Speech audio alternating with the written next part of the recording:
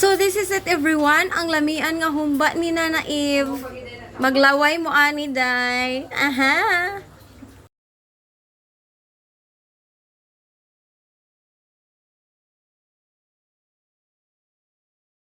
For today's video mga madi, atong ipakita og giun sa pagluto ni Nana Eva ang iyang specialty nga lamian nga humba pinalata.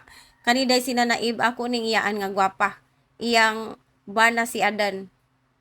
Iba og Adan. So kani nga proseso mga madi, mao pa ni ang pagpakupo sa karne kay para lami ang atong humba later. Ato ginang pakupsan, di ba? Timplahan og gamay nga soy sauce and seasoning nga pangpalami sa atong giluto nga humba. So after og pagpakupos sa karne mga madi, ato na silang iset aside. Unya mag-andam ta og lamas para atong ilamas. Ayan. So bombay, ahos, sibuyas dahon, pamintang dahon, pamintang aliso, og asosinas. Ato nang andamon-daan mga madi para ready na para lunod sa atong gitimplahan nga humba. So kani andam na. Ayan, mga madi, tingnan nyo na lang. So, kaning naghiwa is si Nana Eve ni. Iyag yung gi-make sure nga akong gihugasan daan ng lamas. Ug iyang gihiwa. Kay di mo ko hibaw kung saan paghiwa.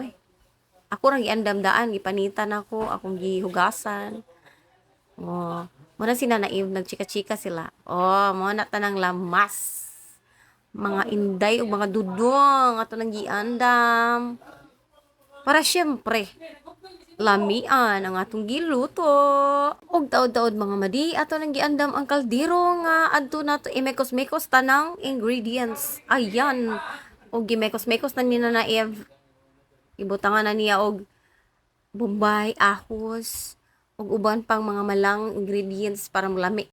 Sultian day ta mo anong gi-feature nako ang humba ni Nana Eve.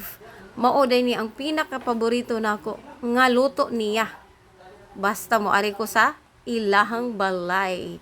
So lami gina siya ay muluto og kuan humba. Sultian ta lang mo mga madi ug makatilaw mo ani makalimot jud mo sa inyong pangan og sa inyong boyfriend.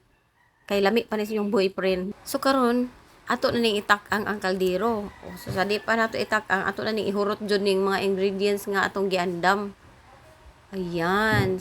So sa giingkayon pa ni Nana Eve nga ang pagluto sa humba kinahanglan initak ang nimo imo siyang tilawan og kadaghan kay paminawon nimo ang tagamtamon nimo ang kalami sa iyang parat, tamis ug aslom kay para balance ang lami sa humba. So sa inyong nakita is nag-add si Nana Eve og soy sauce and then vinegar kay para aslom. Og gi-add na pod niya ang sugar daddy. Sugar para mutam isama sa ilang relasyon day. Di ba? Butangan dayon og Sprite para dali malata og dugang po na sa iyang sweetness mga madi.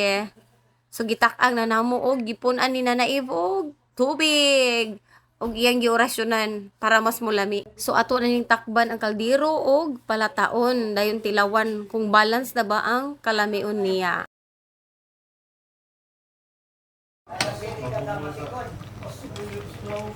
Ayan, malapit ang maluto. Si Nana Eve, ato na yung apilon og video kay guwapa na, nakaligo na. Okay.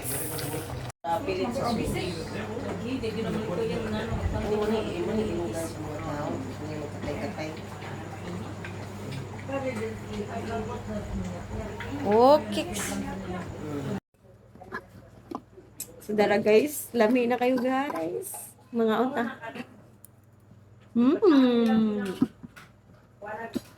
Very lami. Kung sina naib mo ako na niilugan ka ni ba? Kani mo tinai. Nagtatanay din ka.